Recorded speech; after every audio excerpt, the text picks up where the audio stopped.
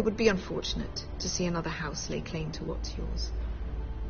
Yes, Your Grace. I would do anything. I see. What would you have the girl do, Cersei? It's not as if she fought beside the Starks, wielding a battle axe for the Northern Army. It raises an interesting question, I suppose. Can we truly blame those who end up on the wrong side of the war? Our dear Marjorie here was betrothed to Renly Baratheon on the false assumption that he would one day rule the Seven Kingdoms. Can we fault her for her mistake? Should she be held accountable?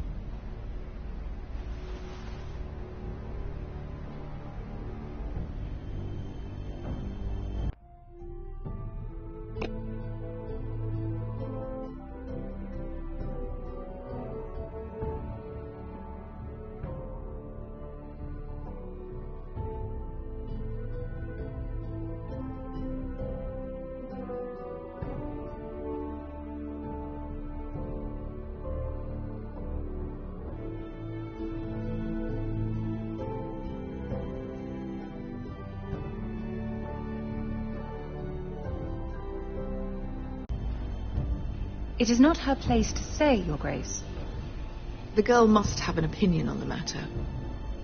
If there's a point to this, I hope you find it quickly. Loyalty can be such a hard thing to define. This city alone is filled with all sorts of ambitious opportunists looking to reinvent themselves, pretending to be something they're not. Who knows what lurks within their hearts? You are a girl from the north, here in service to Lady Marjorie. One can only assume her interests are yours. Yet loyalty to a king, that must be absolute, beyond question. And if your loyalties were to become conflicted between your king and the very person whom you serve, what would you do then? I'm sure she would... Let the girl answer the question. I would be true to the king, Your Grace. Well said. I was beginning to worry you didn't have your priorities straight. She is a threat to the crown, isn't she? The most dangerous handmaiden in all of King's Landing. My sense is this girl will say almost anything to get what she wants. Which is not very encouraging. I'd like a word with you, if I may. Of course, Your Grace.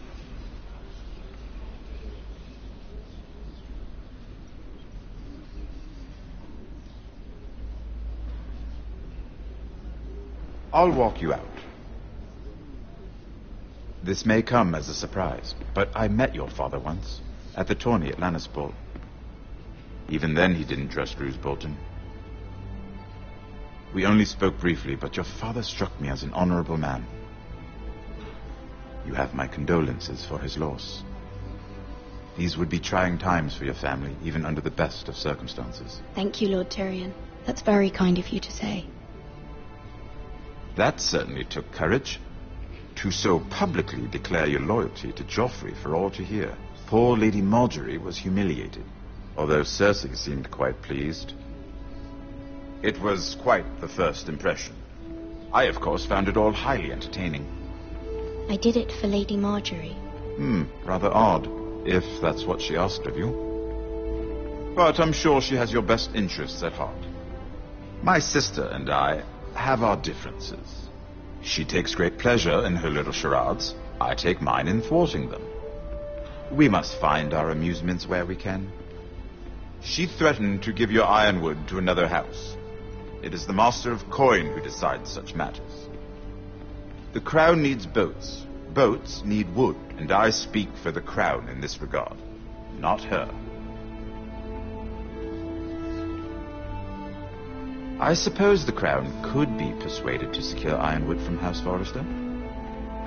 Lady Marjorie might not look favorably on such an alliance, and it would infuriate Cersei. Although what would be amusing for me might prove rather dangerous for you and your house. Are you willing to risk that? It may be far too dangerous. It's a risk I'm willing to take, Lord Tyrion. Please. You are a brave girl, aren't you? I'll consider it. 3 beautiful bottles of Dornish wine await my arrival.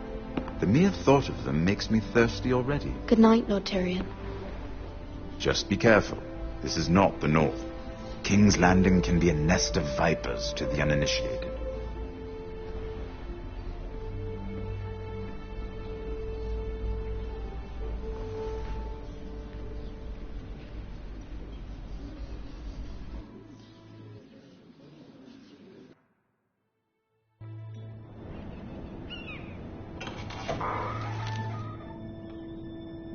Mira, I was worried.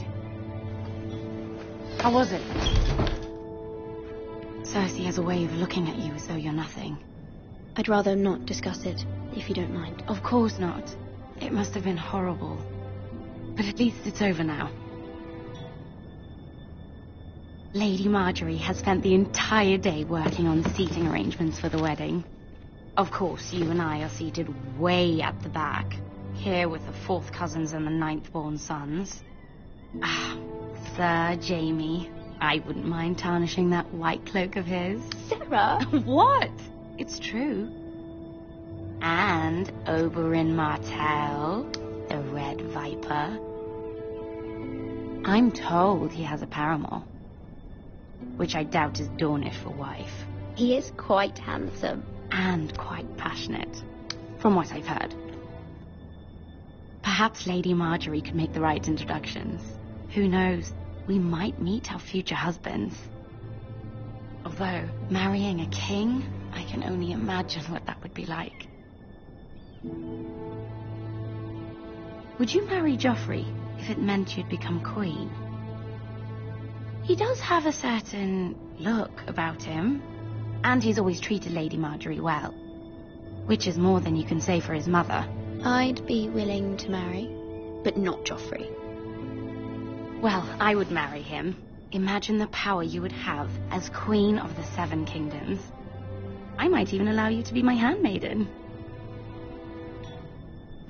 Let's see, who else should we marry off? Brienne of Tarth and Tyrion Lannister. What a perfect match! Sir Bronn and... What are you doing?